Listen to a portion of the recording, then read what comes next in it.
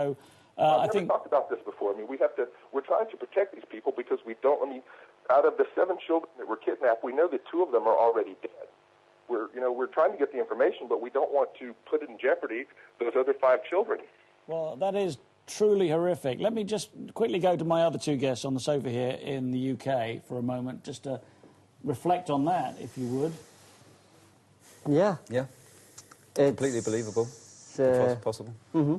I mean, we're dealing with people here. People very often ask the question, or they disbelieve that the government, or that members of the government, George Bush, whoever you want to blame, would actually do this, would kill their own people.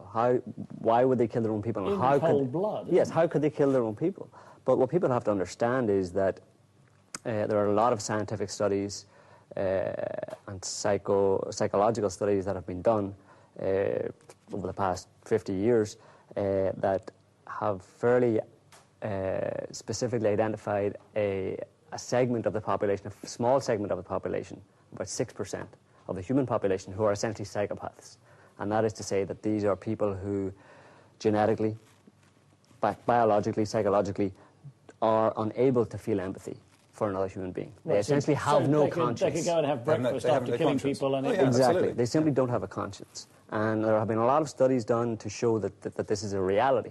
If you then imagine that such people rise into positions of power and gather around them similar-minded people, well, you can imagine what they can do. Yeah, and our great weakness is that we project what we couldn't do onto these people. Exactly. When you think in a situation, you will automatically think to yourself, well, you will put yourself in that position and say, well, I couldn't do that. How could someone else do it? Well, you have to understand that not all people are created equal. Not all people are like you. Simon, we've looked at who benefited, Key Bono, if you like, from what happened on 9/11. Was there any other group or nation that benefited? Yeah, well, I'm glad you asked that, because it's fascinating. George Bush himself came out and said that there was a spy network operating inside the United States that was linked with the events of 9/11. And within a few months after 9/11 occurring, 200 spies were indeed thrown out of the United States. From where? From the state of Israel. Israeli they were all spies? Israeli spies. Okay.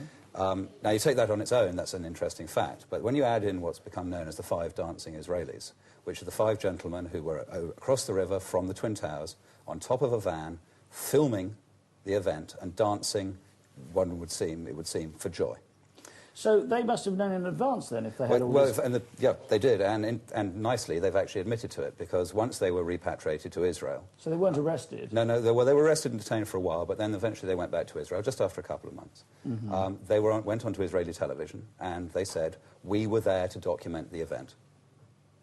That shows clear foreknowledge. So why is this not on the BBC? Why is it not on NBC or ABC? Look at who owns and controls the media.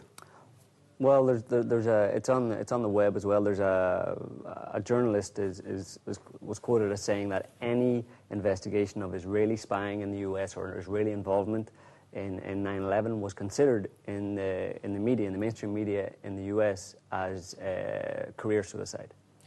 This is extraordinary. I mean, tonight we've touched upon something that I've never heard before from William Lewis in America, who made 9/11 in plain sight, about these people who were, they've had their children kidnapped in order to maintain their silence. We've heard that another state was involved in some way, possibly, potentially, with 9/11, if it was an inside job. Where does the rabbit hole end? How deep does this go? Well, I think people need to understand that there is a war, but it's not a war on terror, it's a war of terror.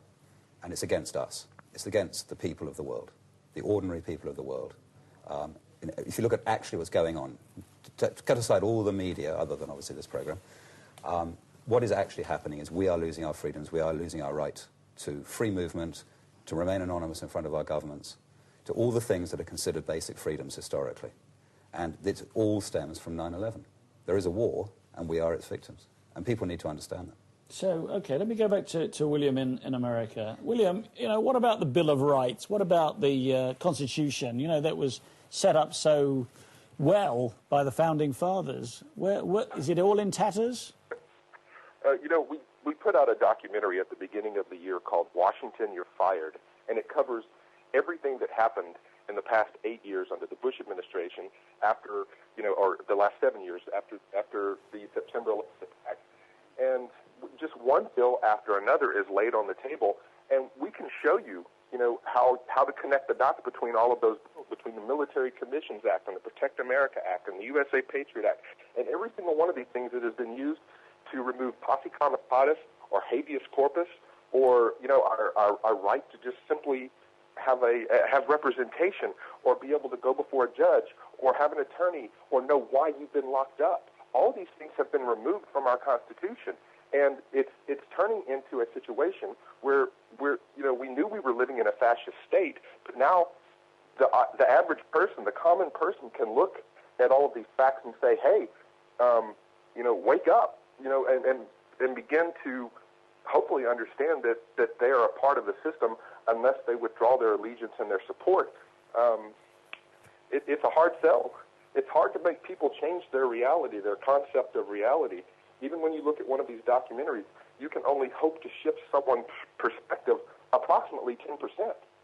So, you really have to look at a lot of this information, and people, I think when they see this for the first time, are intrigued because they can interpret photographs, they can interpret video footage, they can look at it for themselves and make up their own mind as to what they believe happened. William, we've got 8 seconds before I've got to do my outro, but thank you so much for being on the show, and thank you to Joe and to Simon. It's been extraordinary.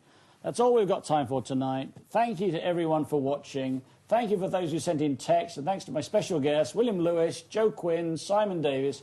If you've enjoyed this show, tell all your friends. If you haven't, tell your enemies. Next week, we've got UFO investigator and author Richard D. Hall, who's making a series of extraordinary shows for this channel, so please do not miss it. We're also going to be showing, by the way, Washington, You're Fired very shortly.